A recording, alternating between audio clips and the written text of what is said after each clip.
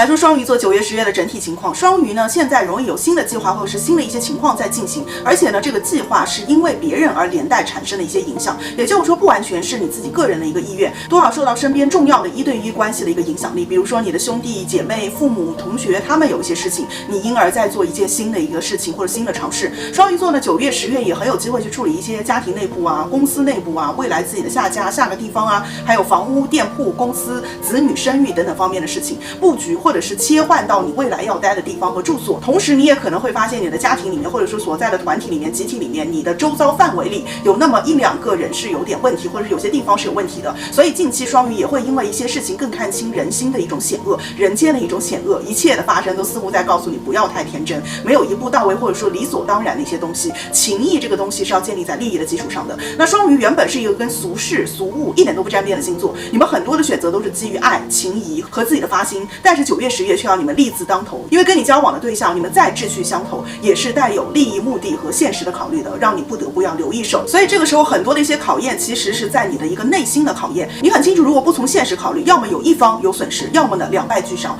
但是呢，整体提醒一下双鱼，就是不要着急。行运这里看到双鱼现在的这个新计划，或者是你渴望达到的一种状态，它是需要一个时间和流程的。你现在觉得有些东西哪都不太好，是正常的，就像盖房子一样，它有一个摸索的过程。快的话，明年2月份之后；慢的话，明年6月份之后，双鱼可以把某一个东西建构完成，是一个比较完善的状态建构完成，或者是完成你必要完成的一些使命和任务，开始能够进入到一个更自由啊，或者是更开心的一个新阶段，到新的地方。那个时候你说，哎，我什么都不管了，我就是想要过我想过的生活，谁都不要拦我，谁都不要管我，是可以的。那今年的9月到10月呢，这个时候双鱼呢还处在一个新的起步的阶段，好坏不一定啊，因为每人星盘不一，有一些双鱼遇到的情形是蛮复杂的，比如说有口舌，跟家人、领导、同事、身边的人意见不合啊，或者是纠葛纷啊、诉讼啊等等，所以呢，你的身体比较累，或者是心也是非常疲倦的状态。但有的双鱼遇到的可能是相反的，比如说你有一个很棒的合约、项目、合伙啊、投个资啊，或者是有重要的客户啊、重要的贵人啊、很重要的一个任职啊等等，你面对的是一个如果应对的好，能够去有很大的好的转变的机会。所以呢，无论如何你都不敢轻易的想自己怎么样就怎么样，好像凡事你都要跟别人商量，跟别人确定之后才能够安心的去定。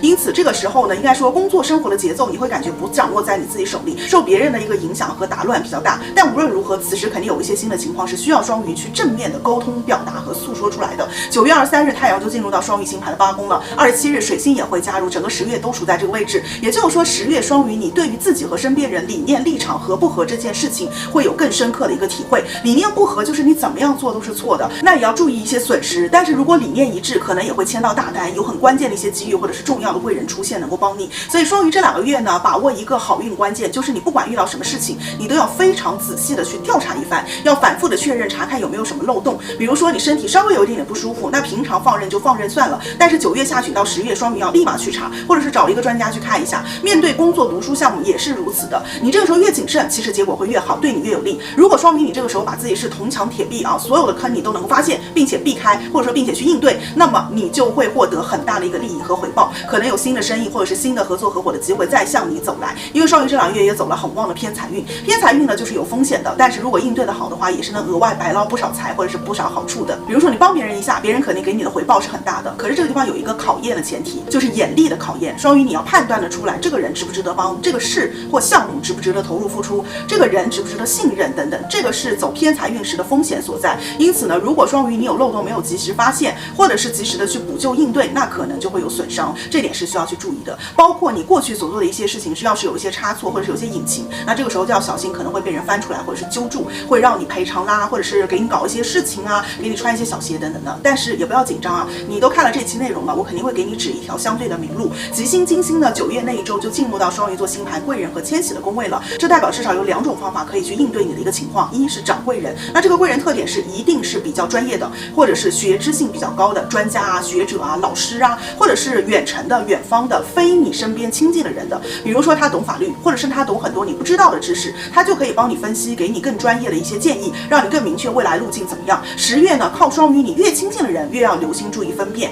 关系远一点的反而可以畅所欲言，对你的一个实际影响也会小一点，而且这个当中可能蕴藏贵人。这也意味着呢，双鱼10月应该不具表达说明，哪怕你要跟对方争吵，你也得把事情沟通明白，因为你不说更容易被背刺，或者是吃力不讨好，或者别人给你制造一些舆论。所以这个时候呢，既要对对方的一些条件要点你要听，又要针对性的去向对方表达自己的立场态态度和诉求，这会让双鱼此时的事业财运更顺。二呢，双鱼10月呢，迁徙运也有被触到，所以呢，你有远走高飞、挣脱牢笼的运。因此，双鱼你要是觉得自己不顺的话，又有机会走的话呢，10月是可以考虑换一个城市待着，这也是一种转运的方式。有换工作想法的双鱼，10月到11月都是有不错的一个机遇的，有这种调遣啦、换职啊、晋升啊，或者是委派到重要任务、获得得力助手的这样的一些好运啊。连续2个月贵人运都是很旺的，职业发展也会越来越不闷，能够确定下来下一步的一个工作安排。不过有一说一，压力也是蛮大的了。这个时候处在前途是光明的，道路是曲折的啊，这样的一种情况，是一个处理各种疑难杂症的时间。爱情桃花方面呢，有危险的，或者是让你有一点点上头魅惑的桃花出现啊。那如果你是有伴侣的双鱼，需要增加自己的把持力，或者之前你不愿意曝光的一些感情关系，这个时候容易曝光或者被人拿出来说。